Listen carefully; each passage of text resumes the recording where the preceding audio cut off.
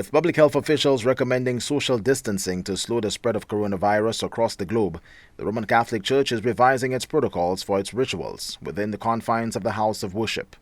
Head of the Archdiocese of Castries, Archbishop Robert Rivas says the gravity of the global pandemic requires practical adjustments to ensure public safety. We do have a global situation in our hands with the coronavirus. And we see where whole nations have been shut down, like in Italy, because of the seriousness of this virus and the harm it is doing in taking lives and getting people sick and, creating fear and all that in communities and in countries. And it's, there are even restrictions. I see the United States is putting a major restriction on travel from Europe to the United States for a month. All that. All these things are going to affect economies. It's going to affect people's lives. So people are affected.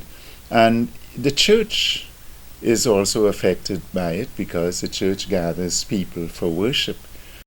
The Centers for Disease Control and Prevention defines social distancing as remaining out of concrete settings, avoiding mass gatherings, and maintaining distance approximately 6 feet or 2 meters from others when possible. Experts explain that by people staying far enough away from each other, pathogens like coronavirus cannot spread from person to person. Roman Catholicism is the largest religious denomination in Saint Lucia. Many of its rituals are steeped in a show of physical compassion, from transubstantiation to the sign of peace. But all these ceremonial customs have to be updated in the era of COVID-19. So in terms of communion, for instance, we are not giving communion on the tongue. You have to put your hand out to receive and give yourself. Receive the host yourself.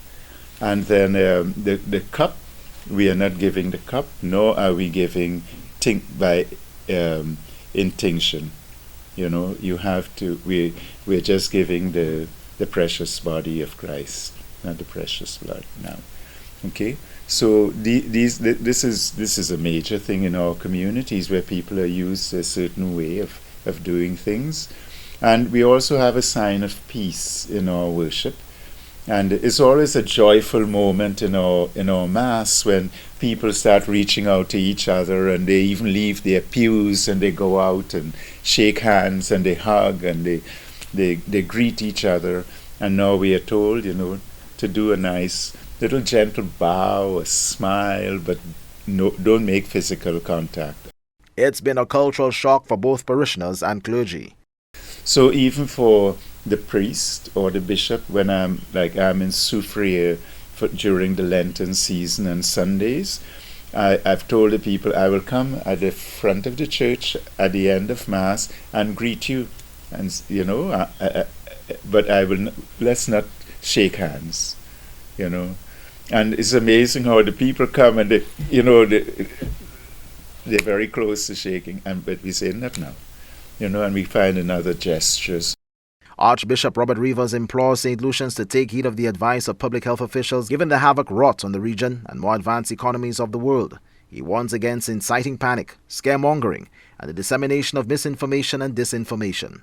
St. Lucia has to be on the alert and not based on any false rumors, but it's on the alert because we know of the seriousness of this virus and the responsibility that is ours as a nation and as for the leaders of our nation to do the right thing at this time. So we need to cooperate all round. Everyone needs to cooperate.